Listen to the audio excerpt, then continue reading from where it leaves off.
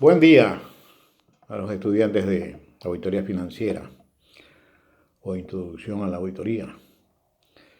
Nosotros ya hemos revisado lo que significan las normas personales de auditoría que tiene que ver con la diligencia y el cuidado profesional en el desarrollo de las actividades del profesional, ¿verdad? La capacitación y la experiencia que debe ir teniendo en el transcurso de su vida. Primero para actualizarse y segundo para encontrar un término medio que le permita actuar con prudencia, pero a su vez con la observación de la legislación vigente al periodo examinado. Y fundamentalmente, más que ninguna otra, la independencia mental. El criterio tiene que ser imparcial. La aplicación de la ley tiene que ir a todos los niveles. Uno de los grandes problemas de los auditores es que intentan tocar problemas no tan profundos para evitarse impactos políticos, especialmente en el sector público. Sin embargo, allí tiene que ir la capacidad de diligencia, es decir, la honestidad, la ética, la moral para el desarrollo de su labor y la independencia en la determinación de la eficiencia o de la desviación existente. Toda desviación probablemente traiga consigo responsabilidades administrativas, civiles y penales que mencionaremos en su debida oportunidad. Entonces nos toca pasar a ver las normas del trabajo. Y una de las características de los contadores y de los administradores es la disciplina y el orden.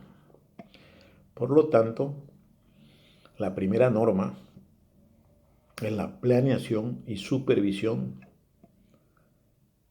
del trabajo de auditoría.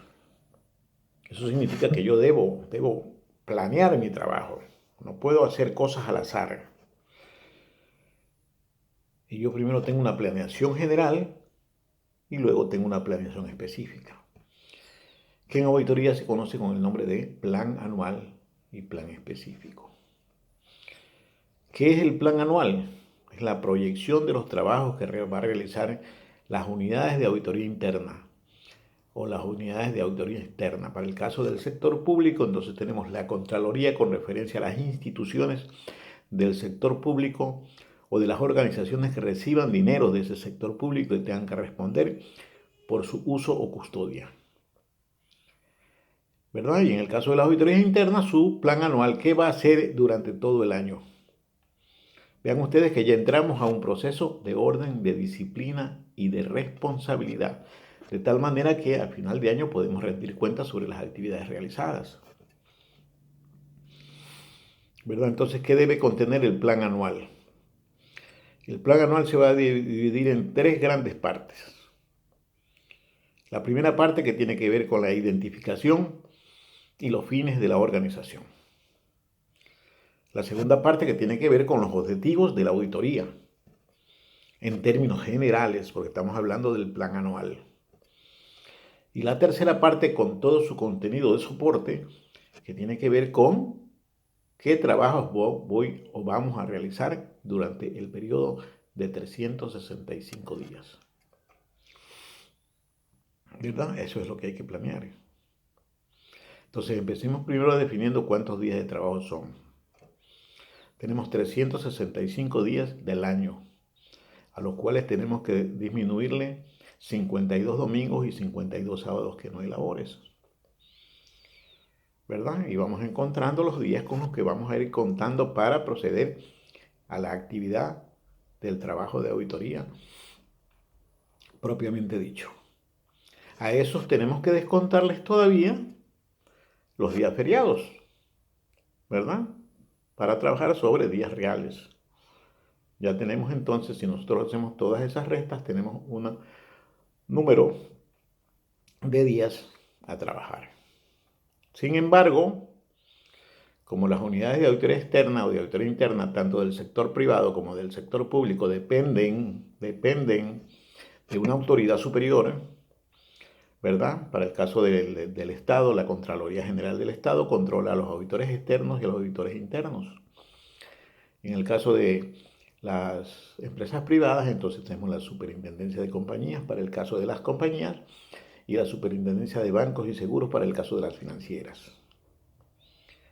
Por ese motivo vamos a reservar un 15% de los días laborables reales para determinarlos para imprevistos. ¿Qué son los imprevistos? Son actividades que puede solicitar la misma entidad o las entidades de control para realizar una labor extraordinaria frente a pedidos. Los pedidos que hace la entidad tienen que ser aprobados por la autoridad principal. En el caso del sector público, repito, la Contraloría General del Estado. En el caso de las otras entidades privadas, puede ser la Superintendencia de Bancos, puede ser la Superintendencia de Economías o puede ser la Superintendencia de Economía Popular y Solidaria. ¿Verdad? Estamos como claros. Entonces tenemos 3 superintendencias: bancos y seguros, compañías y economía popular y solidaria. Eso cubre todo el país, en todo su ámbito. Entonces recién ahí ya vamos a obtener los días, pero esos días los vamos a usar cuando hagamos el programa de trabajo propiamente dicho o el plan de trabajo efectivo. Sin embargo, por hechos de que ese plan de trabajo lo va a conocer personas no vinculadas con la unidad de auditoría interna, probablemente personas no vinculadas con la entidad, y en casos de conflicto, inclusive el sistema judicial, entonces tenemos que preparar un documento que vaya a contener toda la información que permita ubicar al lector. ¿Verdad? Entonces lo primerito que tenemos que hacer es base legal o antecedentes de la organización. ¿Verdad? Los antecedentes de la organización. Esos antecedentes entonces van a estar constituidos por la base legal, por los fines, por los objetivos, por el presupuesto y cualquier otra información general que la consideremos importante debemos incluirla en este sector de antecedentes. Además, es importante siempre que nosotros anexemos cuáles son los funcionarios principales en ese instante. Miren que estamos hablando en ese instante, en ese momento, en ese espacio en que yo voy a presentar mi plan anual. Es decir, quién es el gerente, cuándo ingresó, cuándo egresó, cuál es su dirección, etcétera, etcétera, teléfono, correo electrónico, todas esas cosas que nos van a servir para el proceso de comunicación. Pero quiero repetir que se trata de los que están en función. Ahí va a estar el jefe financiero, el administrador, el contador, el jefe de presupuesto, el bodeguero, el jefe de operaciones, etcétera. Todos los mandos existentes en la organización en términos de mandos departamentales y mandos de unidades. Una vez que ya tengo definidos los antecedentes organizacionales, entonces paso a los objetivos de la auditoría. Hemos señalado como objetivos principales de la auditoría, ¿verdad? Recuerden bien, eficiencia en las operaciones, generación de información veraz y oportuna, salvaguarda de los recursos, aplicación de la ley, ¿verdad? Y creación de rastros o evidencias que faciliten el trabajo de auditoría.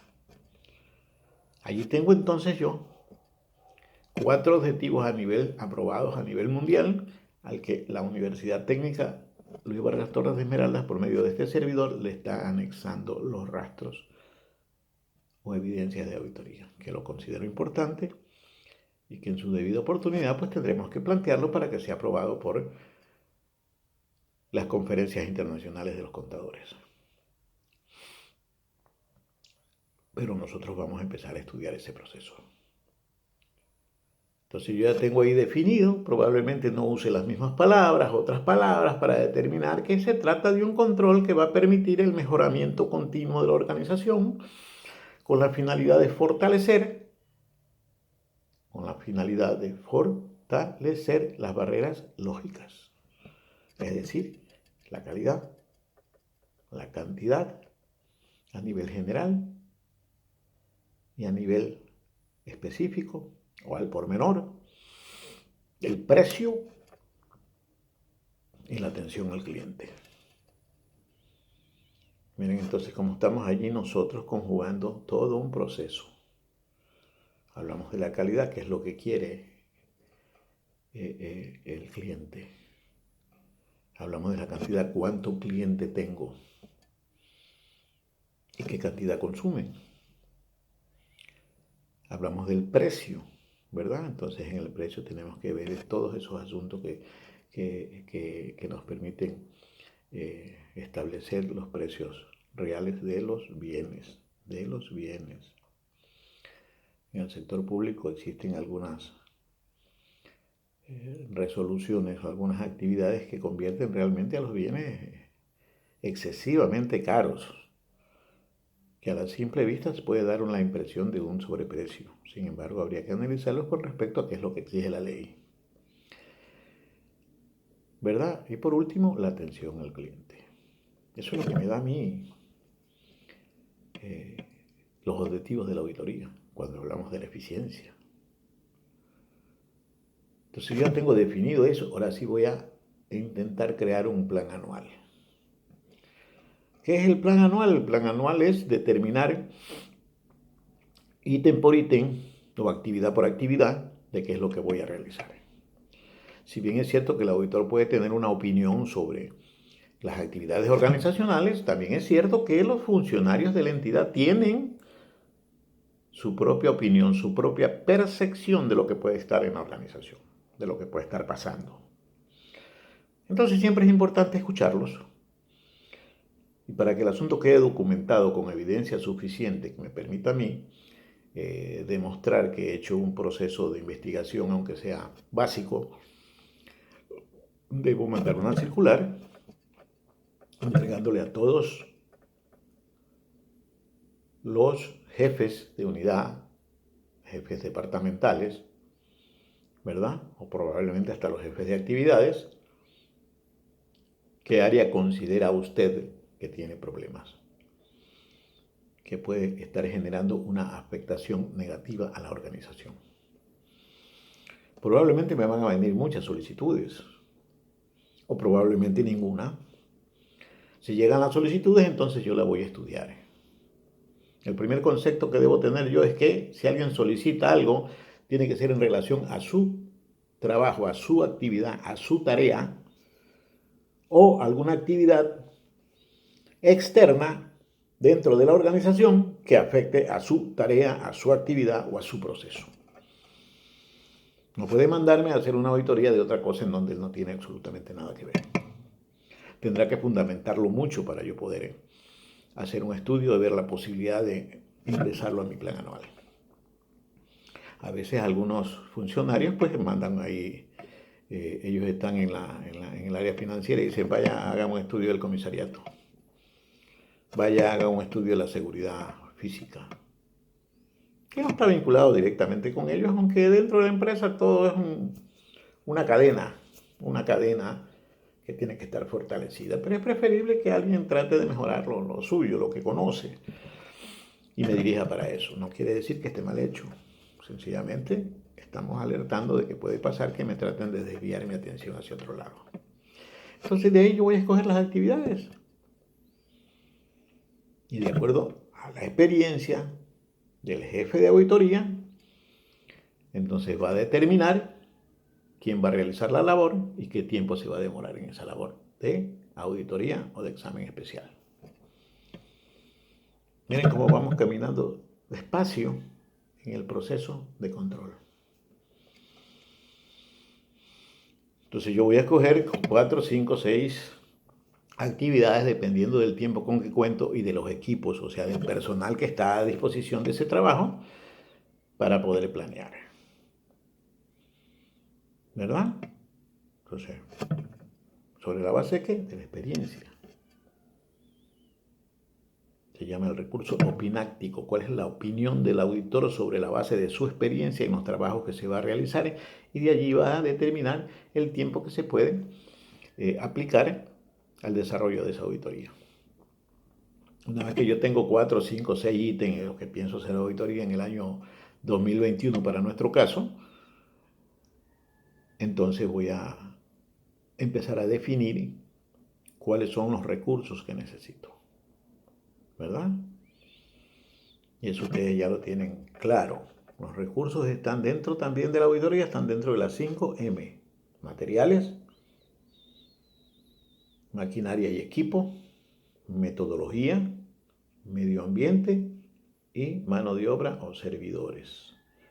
La gente que va a hacer el trabajo de auditoría y va a construir los papeles de trabajo tiene que tener la capacidad suficiente para hacerlo. Una vez que ya tengo eso, entonces como las personas, pues hay personas que no les gusta leer mucho, vamos a condensar todo ese proceso en una demostración estadística del trabajo planteado, que es el diagrama de Gantt. Diagrama de G-A-N-N-T, Gantt. Y eso no es más que hacer una columna que lleve la numeración secuencial ascendente. 1, 2, 3, 4. Entonces, actividad 1, tal cosa. ¿Verdad? Y voy a anexar las siguientes columnas todos los meses del año. De manera que el tiempo que yo he considerado en mi plan de trabajo lo voy a demostrar con una rayita. Si la primera actividad me dura el mes de enero y la mitad de febrero, entonces pongo una rayita en la primera columna total y media de la otra columna que es enero y febrero. Y así voy a hacer con todas las otras actividades en los tiempos que correspondan. Si yo hago el diagrama de Gantt señalando la actividad y señalando el tiempo en una sola lectura, una persona que conoce de los trabajos organizacionales va a entender qué va a ser la auditoría, qué tiempo va a demorar y conociendo el área va a poder establecer con facilidad cuál es el objetivo central. Hemos hecho entonces el plan anual, ¿verdad? Pero ¿qué tiene ahí? La actividad a nivel de grupo. Eso me lleva a la necesidad de hacer una cosa que se conoce con el nombre de plan específico. Es decir, cuando ya voy a hacer una de las áreas escogidas, tengo que hacer mi plan específico. Y en mi plan específico, otra vez voy a repetir las partes más importantes de los antecedentes. ¿Verdad? Base legal, fines y objetivos, manejo presupuestario, si es posible, del área que voy a auditar y si no de toda la organización para ver su importancia. Voy a establecer los objetivos de la auditoría, pero ya específicos al área que voy a realizar. Si es a la auditoría financiera, entonces haré objetivos a buscar dentro del área financiera. Si es a la cuenta compra, si es a la cuenta mercadería, entonces tendré que adaptar mis objetivos generales a los objetivos específicos que tienen relación con la cuenta que voy a tratar. ¿Verdad? Ya tengo las dos partes, grandes partes. Información sobre la entidad, información sobre la unidad de auditoría, que es lo que está buscando. Y de allí paso al al programa de trabajo.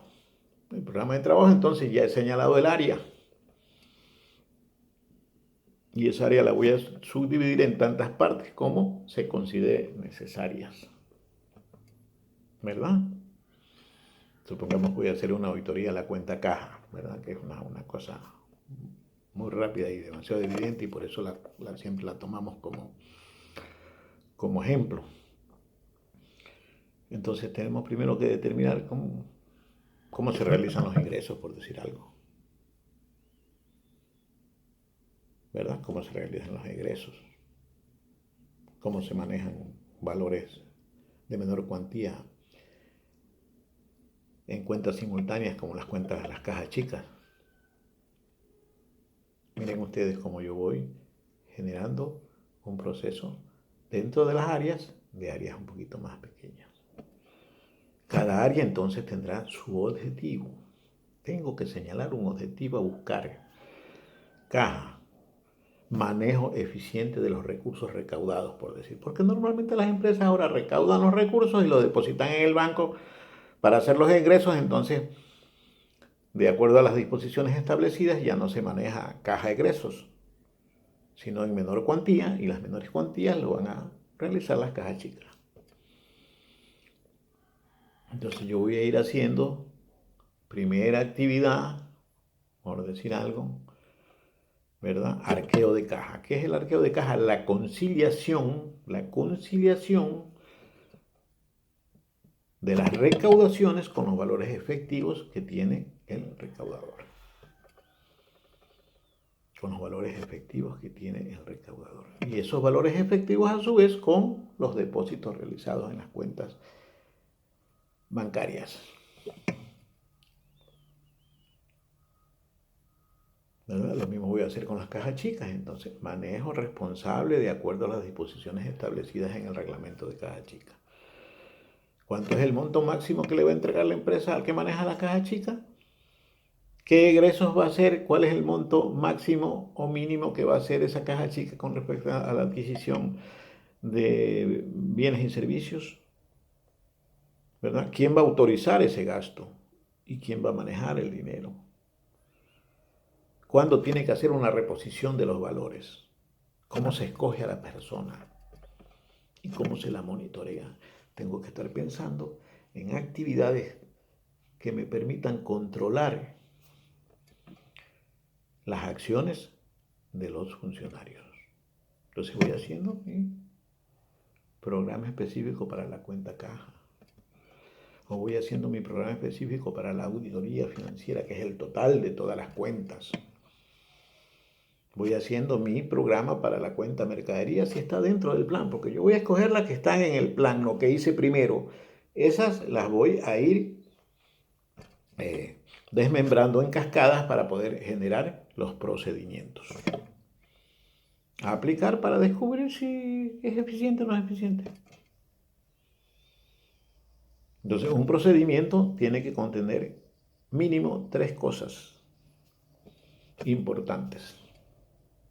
¿Qué cosa? El área, es decir, la tarea, la actividad o el proceso que voy a analizar. ¿Qué técnica voy a aplicar? Después estudiaremos las técnicas de auditoría, pero ¿qué técnica voy a utilizar? ¿Qué puede ser la observación? ¿Qué puede ser la comparación? ¿Qué puede ser la indagación? ¿Qué puede ser la constatación física? Etcétera, etcétera. Pero eso lo vamos a estudiar en su debida oportunidad. Entonces yo ya tengo una idea de qué cosas voy a aplicar. Entonces tengo qué cosas, tengo área y tengo técnica. A eso le voy a anexar la muestra, porque no siempre estudiamos el universo. Estudiamos una muestra para determinar su tendencia. Una muestra que va a ser escogida a criterio del auditor sobre la base de su experiencia. Si el auditor considera que la muestra no es suficiente, entonces también puede decidir que se va a estudiar el universo completo. Cuando estudio una muestra, entonces estoy haciendo pruebas de cumplimiento. ¿Se cumple con la ley o no en términos generales? Cuando estoy haciendo el universo, estoy haciendo una prueba sustantiva que me va a dar resultados definitivos sobre la eficiencia o no, el descubrimiento de las desviaciones o de las debilidades que puede tener la organización. ¿Qué he hecho? Mi programa de trabajo. ¿Verdad? Para realizar mi programa de trabajo, entonces yo necesito otra vez recursos. ¿Qué necesito ahí de materiales, de maquinaria, de metodología, de relación con el medio ambiente y de la capacitación de los servidores que van a efectivamente a realizar esa actividad? Yo necesito que eso cumplan las normas personales, ¿verdad? Diligencia y cuidado, capacitación y experiencia y fundamentalmente independencia. Eso es importante en los recursos. Y otra vez, para ese periodo de tiempo, que puede ser mes y medio, un mes, 2 semanas, voy a hacer mi diagramita de Gantt. esta actividad va a cumplir tales días, esta otra actividad tales días, voy a tener una persona responsable y voy a también a tener que señalar ahí quién va a supervisar esos trabajos. Miren en contexto lo que es el plan anual y el plan específico, es decir, las actividades de la primera norma del trabajo que habla de planificación y supervisión. Voy a aprovechar este poco tiempo que me queda para aclarar una cosa que pronto se me pasó por alto, que tiene que ver con los antecedentes de la organización. Cuando yo en los antecedentes de la organización, después de haber señalado lo que dije anteriormente, que tiene que ver con la base legal y los fines y los objetivos y el presupuesto, también debo señalar allí los funcionarios responsables. Pero ahora no van a ser solamente los funcionarios responsables que están en función, sino los que estuvieron en función en el periodo que vamos a evaluar. El periodo que vamos a evaluar en auditoría se conoce con el nombre de alcance de la auditoría. Entonces usted dice, yo voy a evaluar el periodo que está entre el 1 de enero del 2017 al 31 de diciembre del mismo año. Ese es su periodo. Allí yo voy a señalar entonces los funcionarios que trabajaron en ese periodo. Y para aclarar también, voy a aplicar las leyes que estaban en vigencia en ese periodo. No puedo aplicar las que estuvieron antes del 2017 ni las que se van a aprobar después, así estemos ahora en el 2020. ¿Por qué? Porque la Contraloría tiene el mandato de que puede auditar hasta 7 años atrás. Pero tiene que aplicar la ley que estaba en funcionamiento o en vigencia el momento que la entidad realizó la acción de compra de bienes o servicios o manejo de los bienes organizacionales. Eso es importante. Entonces ustedes van a revisar esta información que yo les estoy pasando, van a tomar debida nota y algún punto en que no estemos muy claros o inclusive que no estemos de acuerdo, porque el estudiante está para eso, para criticar positivamente el desarrollo de las clases. ¿Verdad? La conversamos en las reuniones que tenemos semanalmente y podemos aclarar muchas dudas en donde hay el sistema de aprendizaje conjunto. Aprenden los estudiantes, aprendemos los maestros. Muchísimas gracias, cuídense mucho.